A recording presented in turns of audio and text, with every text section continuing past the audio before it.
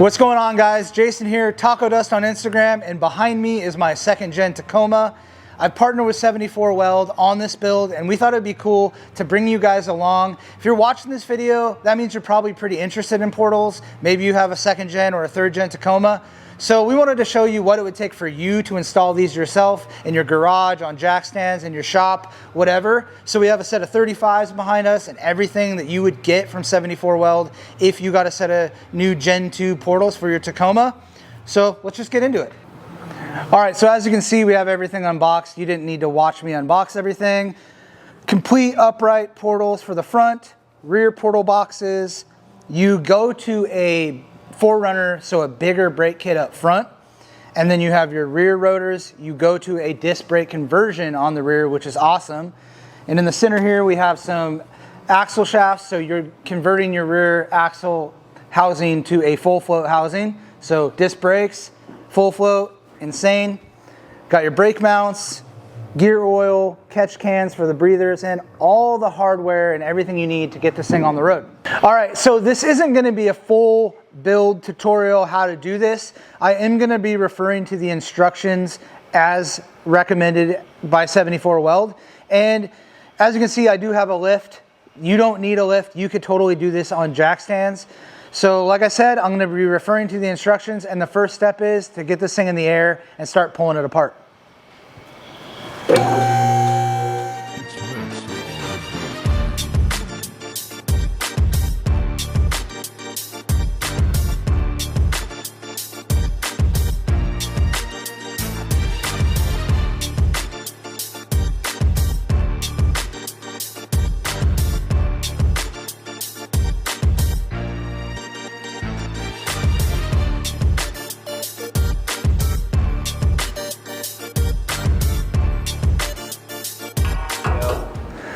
So far, the hardest part of this is getting these clapped out near 20-year-old Cotter Pins. So if I could recommend one thing, make sure when you are gonna do this, just grab a new package of Cotter Pins, because it's likely it's gonna be just like this. I don't like it.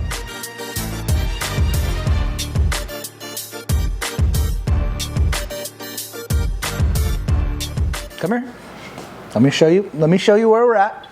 So as you can see, we have the entire stock upright, the brake assembly, the unit bearing, all that out. So upper control arms in, lower control arms in, coilovers in, tie rod, and then your ABS and brake line is clamped.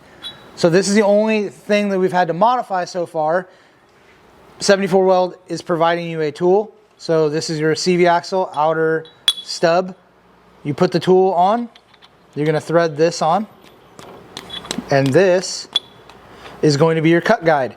You're going to cut flush on the actual axle, because this side of it is going to go into the portal box. So far, this is the only thing we had to modify on the stock equipment, minus just removing that factory upright.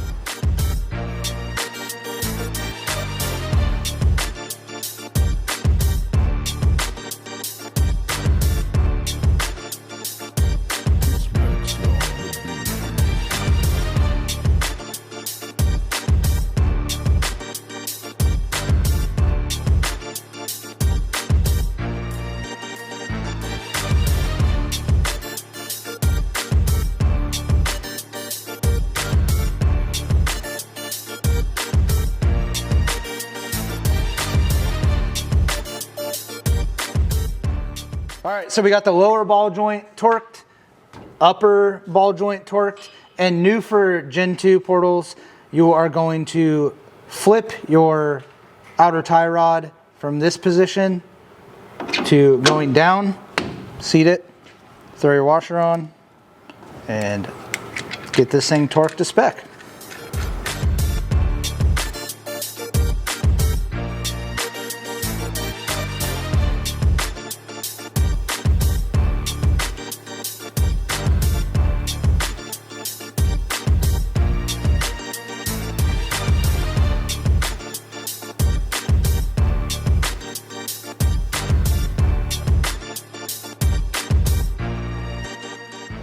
All right, so I'm not sure if I mentioned it before, but you do upgrade to the 4Runner brake, so a little bit bigger brake there. You cannot run 16s with this setup.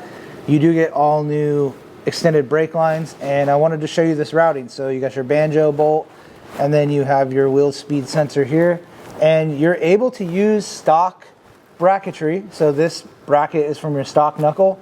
This simply just gets relocated. What you need to do with this wheel speed sensor is you actually need to pull it out, and you want to run it inside of your upper control arm. If you run it on the outside, it'll overextend it, and you would have to cut it and extend it to get it to fit to this location. But in this case, like I said, you can just pull it out of the bracket and relocate it on the inside, weaving it through, and you have plenty of slack, because as you can see, we're at full droop here. And we've already tested it. We can go full lock to lock, doesn't bind, doesn't hit the CV, and all you do is one little zip tie there to keep everything nice and happy, and just a one clean route. All right, so this corner is all installed. The only thing we really need to do technically is bleed the brakes, but we're gonna wait till the end when all 4 corners are on. We're gonna bleed the brakes when everything's sealed up, and then the catch can. So each portal box has a vent, and you have a catch can for the front of the vehicle and a catch can for the rear of the vehicle. You are supplied with 27 feet of vent line, and the install guide gives you some predetermined lengths to cut per corner. So we're not going to do that because filming does take a long time. And like I said, this isn't a comprehensive step-by-step install. This is just give you an idea of what it's like to do it yourself. So like I said, we're not going to show this, but you do need to do this. That would be the last step once you've finished up your corner and you've got your brake bled. All right, so now we're moving on to the rear. What's cool about this setup is it converts this to a full float setup, as well as gets rid of your drum brakes in the back, and you get a new set of disc brakes. So I'm gonna pull all this stock stuff off, and then we'll catch back up with you once we start installing the portal box.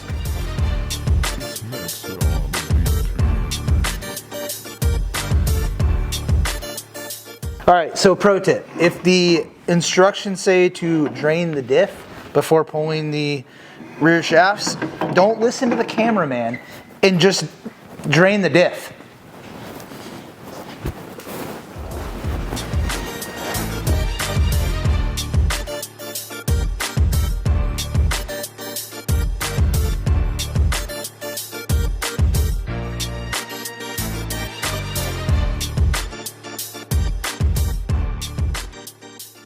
All right, so here's a little update. On the backer of the box in the rear, on Tacomas, they have a 10 mil hole, and 4Runners have like a 12 mil hole.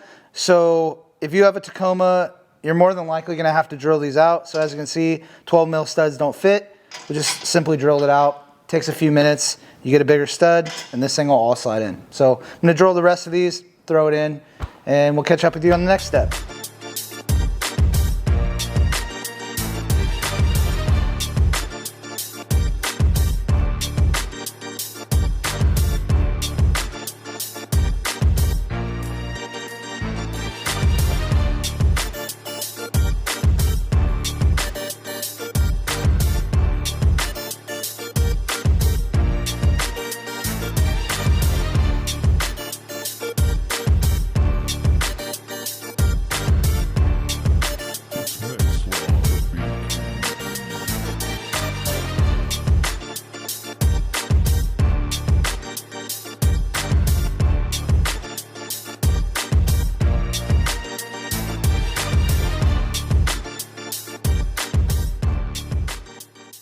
All right, back is on.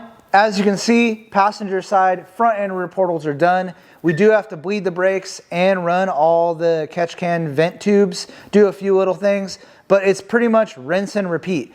This did take a little bit longer than we anticipated because one, we were filming all day and making sure we're doing everything right.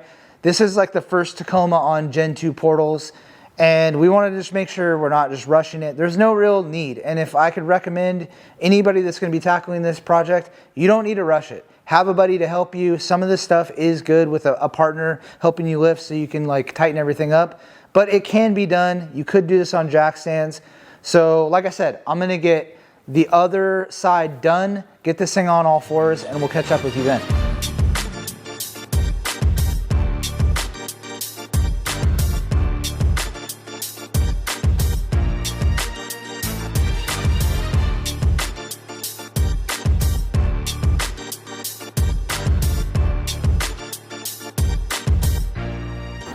All right, so we got the truck on the lift, different location. We're actually at 74 Weld for a few reasons.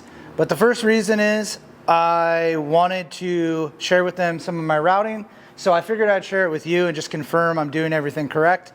So first I want to start with the vent line. So like I said earlier, I wasn't going to do the catch cans. Everything's in now. So I thought I would share this routing. So as you can see, this is your brake line, and then this vent tube goes up running in parallel with that brake line. So it's actually behind the upper control arm. So you're not gonna have any interference. And if you need to service your upper control arm or change it out, whatever you need to do, you actually won't need to disconnect anything, which is why I did it that way.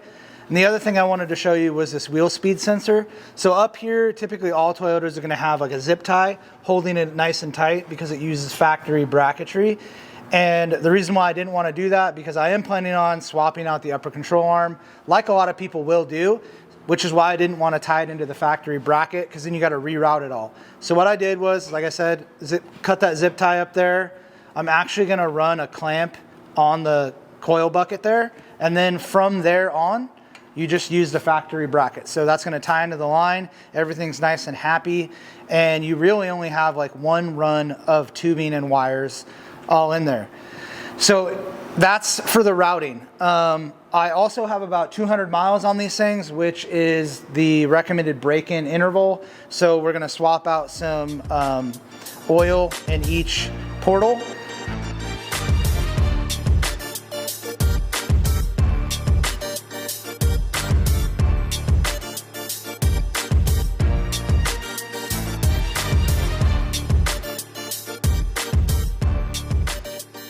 All right, so in the beginning of this video, we were really hopeful that we could get a set of 35s on this truck, bone stock, suspension, and portals, and you'd be good. So we got really close, but at the end of the day, when it comes to Toyotas, there's no getting around. If you're gonna be using these trucks off-road, and I can imagine if you're putting portals on it, that's your plan, you're gonna need to do at minimum a cab mount chop, 35s and up for sure.